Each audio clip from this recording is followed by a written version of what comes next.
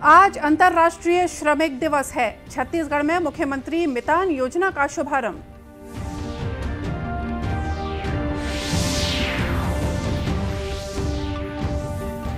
राज्य मंत्रिमंडल ने शासकीय सेवकों के लिए नवीन अंशदायी पेंशन योजना के स्थान पर पुरानी पेंशन योजना लागू करने के निर्णय का अनुमोदन किया।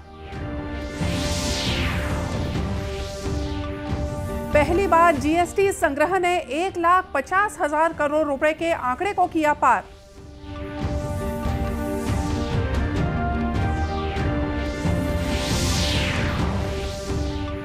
और छत्तीसगढ़ का अधिकांश इलाका भीषण गर्मी और लू की चपेट में, हीट वेव का येलो अलर्ट जारी।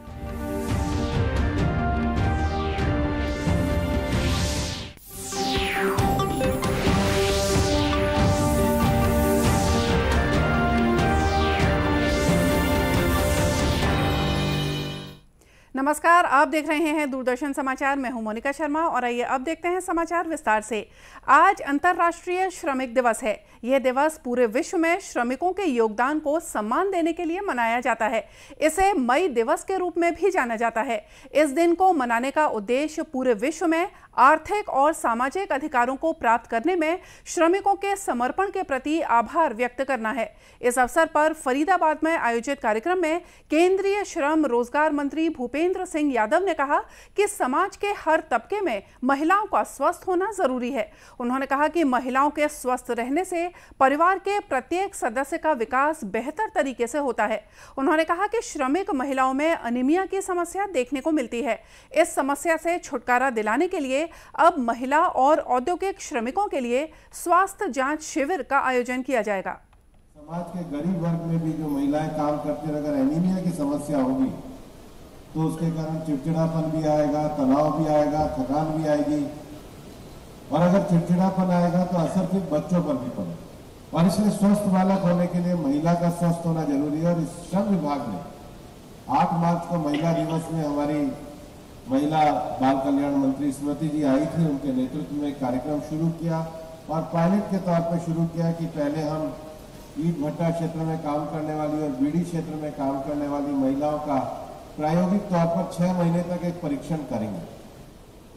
हमारे जो श्रमिक है ईएसआईसी के, वो अस्पताल में आए, उनके स्वास्थ्य की जांच हो, क्योंकि आज पूरे देश भर में 160 अस्पताल जितने भी क्लस्टर है उन सब में हमारे अस्पताल चल रहे हैं। 3.5 करोड़ हमारे आईपीज हैं, 12.5 करोड़ हमारे लाभार्थी हैं। लेकिन उसमें हमने देखा कि मजदूर जो है वो अपनी छुट्टी लेकर के स्वास्थ्य जांच कराने में कई बार संकोच करते हैं। इसलिए हमने दूसरा पायलट प्रोजेक्ट ये शुरू करा कि क्लस्टर और फैक्ट्री को बेस बना करके वहां पर स्वास्थ्य की जांच की जाए। कई बार हम क्यूरेटिव के साथ साथ अगर प्रिवेंटिव मेजर्स भी अपनाते हैं तो वर्करों की कार्यक्षमता भी बढ़ती है। और सबसे बड़ी बात है कि अब हमारे जो मेडिकल कॉलेज है ऑक्यूपेशनल डिजीज को लेकर के भी काम करने की शुरुआत उन्होंने करी है। इधर छत्तीसगढ़ में भी श्रमिक दिवस के अवसर पर विभिन्न कार्यक्रमों का आयोजन किया जा रहा है। मुख्यमंत्री भूपेश बघेल ने आज वर्चुअल समारोह में मुख्यमंत्री मितान योजना का शुभारंभ किया। पहले चरण में यह योजना प्रदेश के सभी 14 नगर निगमों में लागू की जा रही है। शपथ लेता हूं कि नागरिक सेवा मेरा सर्वोपरि कर्तव्य होगा। राज्य के नागरिकों के कार्य आसान बनाने हेतु मैं सदैव तत्पर रहूंगा। इसके तहत नागरिकों को विभिन्न विभागों की सेवाओं का लाभ उनके घर पर मितान के माध्यम से निर्धारित समय सीमा में पूरी पारदर्शिता के साथ दिया जाएगा। इस योजना के तहत मूल निवास प्रमाण पत्र, जाति प्रमाण पत्र, आय प्रमाण पत्र, दस्तावेज के नकल के लिए अनुरोध, जन्म मृत्यु प्रमाण पत्र, विवाह प्रमाण पत्र जैसी दूसरी कई सेवाओं का लाभ लोगों को घर बैठे ही मिल सकेगा। इस योजना का मुख्य उद्देश्य बुजुर्गों, दिव्यांगों और निरक्षरों को घर बैठे सेवाएं उपलब्ध कराना है। इस योजना का लाभ लेने के लिए लोगों को टोल फ्री नंबर 14545 पर कॉल करना होगा। जल्द ही इस योजना का पूरे प्रदेश में विस्तार किया जाएगा। राज्य मंत्रिमंडल ने 1 नवंबर 2004 से नियुक्त शासकीय सेवकों के लिए नवीन अंशदायी पेंशन योजना के स्थान पर पुरानी पेंशन योजना लागू करने के निर्णय का अनुमोदन कर दिया है। आज राजधानी रायपुर में हुई मंत्रिमंडल की बैठक में नवीन अंशदायी पेंशन योजना के लिए वेतन से की जा रही 10% की मासिक अंशदान की कटौती 1 अप्रैल 2022 से समाप्त कर सामान्य भविष्य निधि नियम के अनुसार मूल वेतन का न्यूनतम 12% कटौती के प्रस्ताव को सहमति दी गई। मंत्रिमंडल ने अनुसूचित जाति और अनुसूचित जनजाति के व्यक्तियों को मात्रात्मक त्रुटि के कारण जाति प्रमाण पत्र प्राप्त करने में हो रही कठिनाइयों को दूर करने के उद्देश्य से अंग्रेजी में अधिसूचित जाति को मान्य करने और जाति प्रमाण पत्रों में अंग्रेजी में ही अधिसूचित जाति का उल्लेख करने का निर्णय लिया है। कभी कभी अड़चन का सामना करना पड़ता है, उसको हम कह सकते हैं कि मात्रात्मक त्रुटि के कारण उसमें निर्णय लिया गया कि अगर हिंदी के शब्दों में या अक्षरों में या मात्रात्मक त्रुटि के कारण अगर इस तरीके से कोई तकलीफ होती है तो अंग्रेजी माध्यम से जो कास्ट का जो उल्लेख किया गया है उसको आधार मान करके जाति के प्रमाण पत्र उनको जारी करेंगे। इस तरीके से भी आज निर्णय लिया गया। तीसरा महत्वपूर्ण निर्णय जो लिया गया, जो माननीय मुख्यमंत्री जी ने घोषणा किए थे कि छत्तीसगढ़ लोक सेवा आयोग एवं छत्तीसगढ़ व्यावसायिक परीक्षा मंडल तथा विशेष जो मिनी पीएससी कर्मचारी चयन बोर्ड है उसकी परीक्षाओं में स्थानीय लोगों के परीक्षा शुल्क को पूर्णतः माफ करने का अनुमोदन आज के मंत्रिमंडल की बैठक में लिया गया। इसके अलावा राज्य सरकार द्वारा मंजूरी प्राप्त रियल एस्टेट प्रोजेक्ट्स जिसमें 75 लाख रुपए बाजार मूल्य तक आवासीय मकानों और फ्लैट्स के रजिस्ट्री शुल्क में 2% की छूट की प्रभावशीलता को 31 मार्च 2023 तक बढ़ाने का फैसला लिया गया है। वहीं राजीव गांधी ग्रामीण भूमिहीन कृषि मजदूर न्याय योजना में हितग्राही परिवार के मुखिया को मिलने वाली सहायता राशि 6,000 रुपए से बढ़ाकर 7,000 रुपए करने और प्रदेश के अनुसूचित क्षेत्र में आदिवासियों के देवस्थलों पर पूजा करने वाले बैगा, गुनिया, पुजारी, देवस्थल के हाट पहाड़िया के अलावा बाजा मोहरिया को भी इस योजना के तहत लाभ देने का निर्णय लिया गया। मंत्रिमंडल ने राजनीतिक आंदोलनों से संबंधित 32 प्रकरणों को वापस लेने के प्रस्ताव का भी अनुमोदन किया है। केंद्रीय वित्त मंत्रालय ने कहा कि पहली बार जीएसटी संग्रह 1,50,000 करोड़ रुपए का आंकड़ा पार कर गया है। मंत्रालय ने बताया कि अप्रैल 2022 में वस्तु और सेवा कर जीएसटी संग्रह लगभग 1,68,000 करोड़ रुपए के उच्चतम स्तर के करीब पहुंच गया है। अप्रैल में कुल राजस्व संग्रह 1,67,540 करोड़ रुपए था। अप्रैल का जीएसटी संग्रह मार्च 2022 से 25,000 करोड़ रुपए ज्यादा है। केंद्रीय वित्त मंत्रालय ने कहा कि अप्रैल 2022 के लिए राजस्व पिछले साल के इसी महीने में जीएसटी राजस्व से 20% ज्यादा है। आज अंतर्राष्ट्रीय श्रमिक दिवस के अवसर पर मुख्यमंत्री भूपेश बघेल ने श्रमवीरों को बधाई और शुभकामनाएं दी हैं। इस अवसर पर उन्होंने कहा कि राज्य सरकार श्रमिकों सहित सभी जरूरतमंद लोगों के विकास का हर संभव प्रयास कर रही है। श्री बघेल ने कहा कि छत्तीसगढ़ में पारंपरिक रूप से मेहनत कशों के दैनिक भोजन का हिस्सा बोरेबासी रहा है। मुख्यमंत्री ने आज 1 मई को मजदूर दिवस के दिन आमा के अथान और गोंदली के साथ हर घर में बोरेबासी खाने की अपील की है। उन्होंने अपनी संस्कृति और विरासत पर गर्व करने को कहा है। राष्ट्रव्यापी कोविड टीकाकरण अभियान के तहत देश में अब तक 189 करोड़ 17 लाख से ज्यादा टीके लगाए जा चुके हैं। केंद्रीय स्वास्थ्य मंत्रालय ने बताया कि कल 25,95,000 से ज्यादा टीके लगाए गए। इस दौरान 3,000 से ज्यादा लोगों में संक्रमण की पुष्टि हुई है और लगभग 2,900 लोग स्वस्थ हुए हैं। स्वस्थ होने की दर 98.74% है। इस समय देश में संक्रमित लोगों की संख्या 19,000 से ज्यादा है। इधर छत्तीसगढ़ में औसत पॉजिटिविटी दर 0.15% है।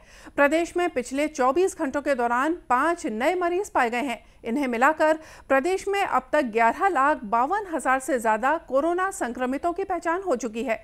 वहीं 11,38,000 से ज्यादा मरीज स्वस्थ हो चुके हैं। वर्तमान में 35 मरीजों का प्रदेश के विभिन्न अस्पतालों या होम आइसोलेशन में इलाज चल रहा है। राजनांदगांव जिले के इंदिरा कला संगीत विश्वविद्यालय में आयोजित 4 दिवसीय खैरागढ़ महोत्सव का रंगारंग समापन हो गया। समापन समारोह के मुख्य अतिथि विधानसभा अध्यक्ष डॉक्टर चरणदास महंत थे। समापन समारोह को संबोधित करते हुए श्री महंत ने कहा कि प्रदेश के सबसे बड़े सांस्कृतिक आयोजनों के रूप में खैरागढ़ महोत्सव को देखा जाता है। इस महोत्सव में देश विदेश के कला साधक अपनी उपस्थिति दर्ज कराते हैं। उन्होंने कहा कि विश्वविद्यालय सिर्फ प्रदेश का नहीं बल्कि देश के गौरव का विषय है।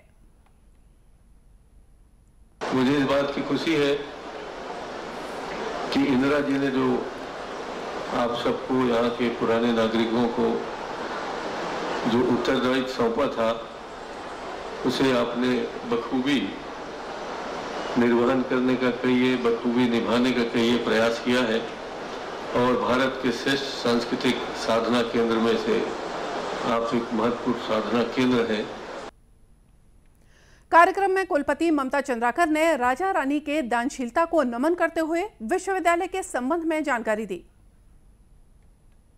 स्वर्गीय राजा वीरेंद्र बहादुर सिंह एवं स्वर्गीय रानी पद्मावती देवी की रही है। मैं कला और संस्कृति के प्रति उनकी दूरदर्शिता को नमन करती हूँ। उन्होंने इस महल को दान करते हुए अपनी पुत्री राजकुमारी इंदिरा के नाम पर यह महत्वपूर्ण विश्वविद्यालय स्थापित किया, जो आज न केवल देश अपितु दुनिया में अपनी विशिष्टताओं के लिए जाना जाता है। इस अवसर पर ख्याति लब्ध कलाकारों ने अपनी प्रस्तुतियों से समारोह में समा बांधे रखा। वहीं विश्वविद्यालय के कलाकारों ने अरपा पैरी के धार पर कथक नृत्य की प्रस्तुति दी। इसके अलावा रामगमन पर आधारित सांस्कृतिक कार्यक्रम ने जनता को मंत्रमुग्ध कर दिया।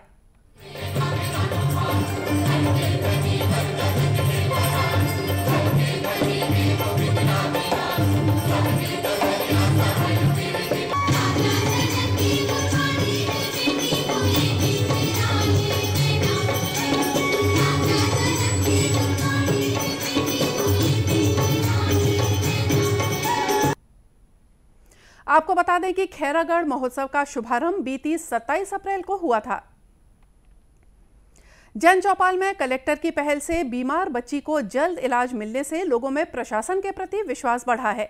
मिली जानकारी के अनुसार गरियाबंद जिले में आयोजित जन चौपाल में और पंचायत के अमलेर गांव की बीमार बच्ची लाई गई, जिसकी हालत को देखते हुए कलेक्टर नम्रता गांधी ने बच्ची के तुरंत इलाज का प्रबंध किया।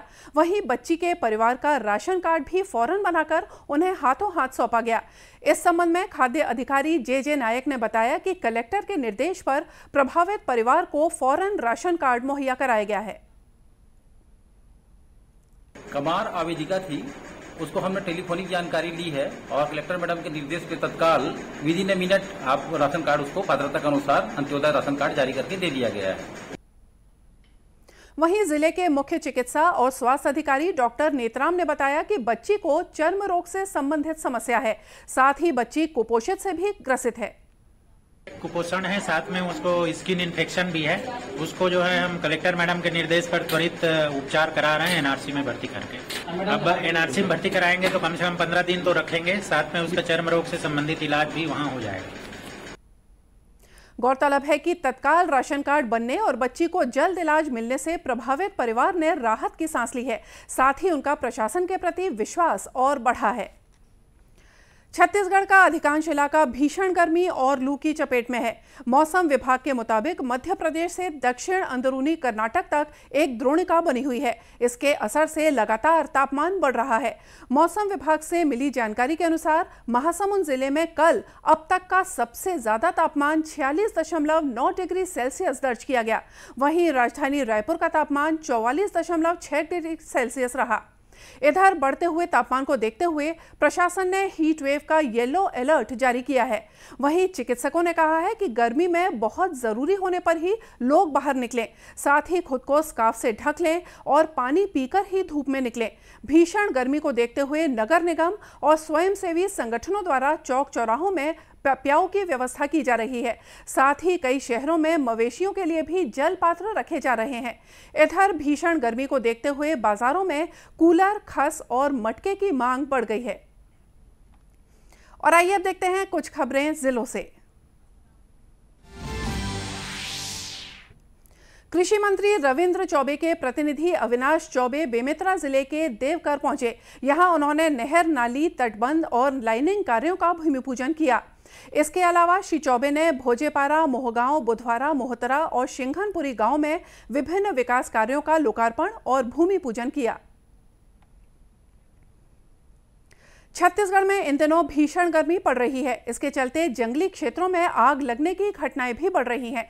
इसी कड़ी में कबीरधाम जिले के भौरमदेह से बंजारी पहुंच मार्ग में इन दिनों आग लगी हुई है। यह स्थान मुख्य मार्ग से लगा हुआ है। जानकारों का मानना है कि यदि जल्द ही आग पर काबू नहीं पाया गया तो आग अन्य क्षेत्रों में भी फैल सकती है।